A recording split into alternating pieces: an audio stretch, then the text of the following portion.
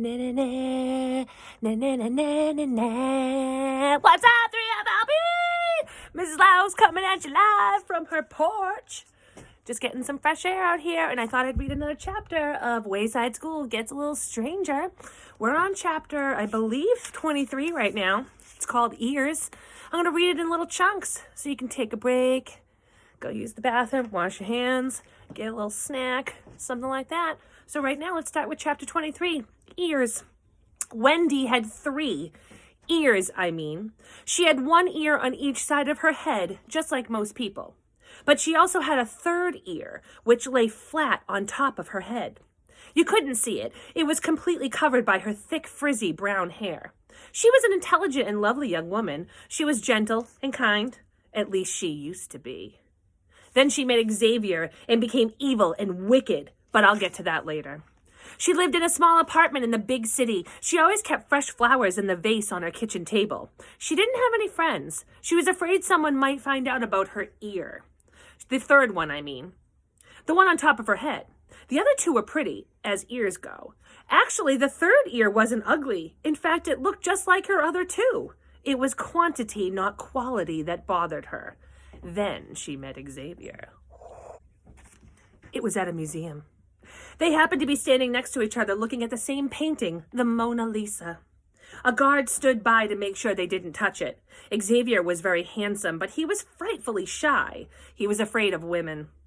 "That's a beautiful painting, isn't it?" said Wendy. Xavier blushed. He wanted to speak, but his mouth locked shut with fear. It took all his courage just to nod his head. But Wendy knew he liked her, because there was something else about her ear I haven't told you yet. The one on top of her head, It didn't hear normal sounds. It heard people's brains. Wendy was able to listen to Xavier's secret thoughts, and this is what she heard. "Yes, the painting is beautiful, but you are more beautiful than the Mona Lisa," he thought. "I wish somebody would paint your picture. I would buy it and look at it all day. Alas, if I only had the courage to talk to you." Wendy didn't usually listen to other people's thoughts. She thought it was rude, even though the other people didn't know she was listening. Besides, most people's thoughts were usually boring. Xavier was getting too nervous standing next to her. He moved on to another painting. Wendy followed him. She listened to the lonely man's thoughts. They weren't boring at all. Most of his thoughts were about her, but she also learned a few other things. He liked to read. His favorite author was Charles Dickens. He loved animals, especially dogs. "That painting reminds me of a book," said Wendy. "A Tale of Two Cities by Charles Dickens. Have you ever read it?" "Yes," Xavier blurted out, a little too loudly. "It's my favorite book. I've read everything Dickens has ever written, twice. My favorite part is when..." He suddenly stopped, very embarrassed. "Please, go on," said Wendy. "No, I don't want to bother you," said Xavier. "You're not bothering me," said Wendy. "Charles Dickens is my favorite author. I sometimes read out loud to my dog." "You have a dog?" asked Xavier. Wendy nodded. Xavier stared into her dark eyes. "I love dogs," he said, as his brain said, "I love you."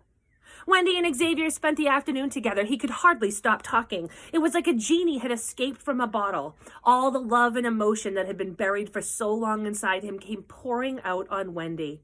"I don't even know your name," he suddenly blurted. "Wendy Nogard," said Wendy. "I'm Xavier Dalton," said Xavier.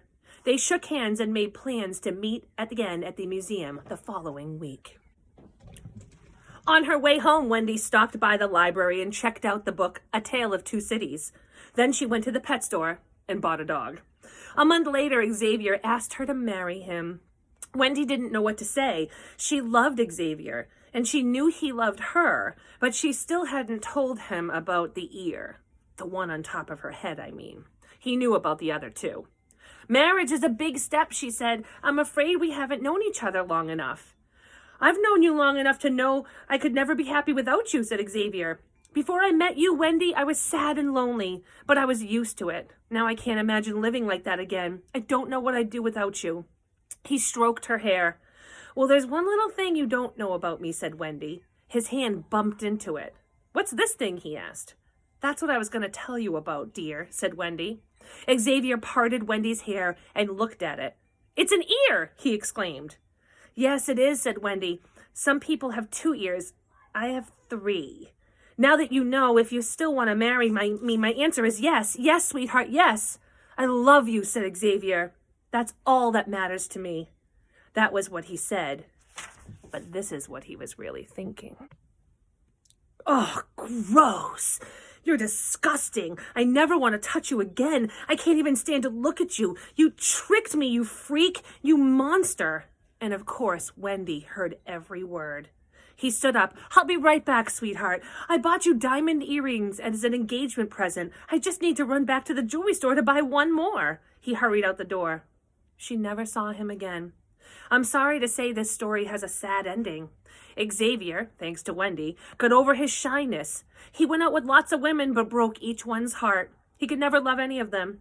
There was a hole in his heart. He was in love with Wendy Nogard, but he didn't know it, and so he could never really be happy. Wendy became a bitter and evil person. She was unhappy, and she wanted everyone else to be unhappy too. When she heard some happy thoughts, she would listen closely and then do and say just the right thing to make that person feel rotten. She hated children the most. Every time she passed a playground, she heard them laughing and having fun. So she became a substitute teacher. Dun dun dun!